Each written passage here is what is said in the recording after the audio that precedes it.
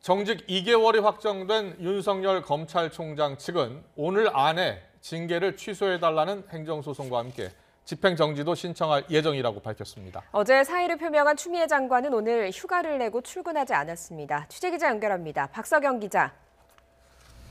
네, 대검찰청입니다. 윤 총장이 오늘 징계 취소 소송과 함께 집행정지 신청을 하기로 했는데 언제쯤 접수할 것 같습니까?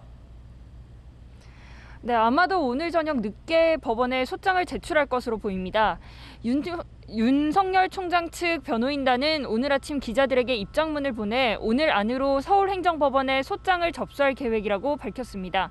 다만 오후 5시까지 초안을 만들고 그 이후에 정리하는 작업을 할 예정이라 일과 시간 이후로 전자소송으로 접수할 방침이라고 덧붙였습니다.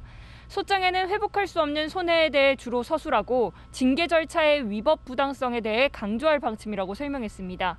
앞서 윤 총장은 어제 징계위원회에서 정직 2개월을 의결한 지 4시간 만에 징계에 불복하겠다는 뜻을 밝혔습니다. 윤 총장은 임기재 총장을 내쫓으려는 위법한 절차와 사유를 내세운 불법 부당한 조치라고 이번 징계를 규정했습니다.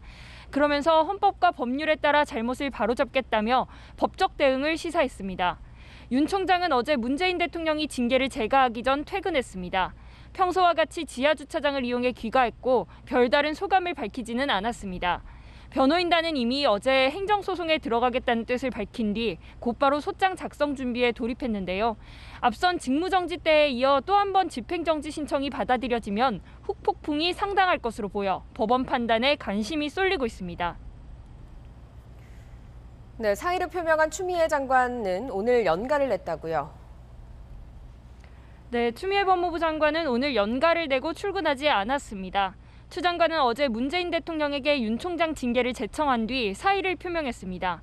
문 대통령은 추 장관 사의 표명과 거취 결단을 높이 평가한다며 숙고해서 수용 여부를 판단하겠다고 말했습니다.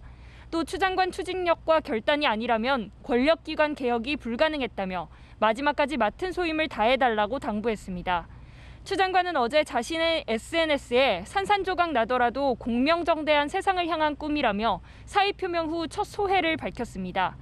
이어 모든 것을 바친다 했는데도 아직 조각으로 남아있다면서 하얗게 밤을 지새운 국민 여러분을 사랑하고 존경한다고 덧붙였습니다. 네, 이 사상 초유의 검찰총장 징계에 검찰 내부도 충격이 상당하다고요? 네, 윤 총장 2달 정직 처분으로 검찰은 다시 조남관 차장검사 대행체제로 들어갑니다. 지난달 말부터 2주 동안 이어진 직무정지 사태에 이어 2번째입니다.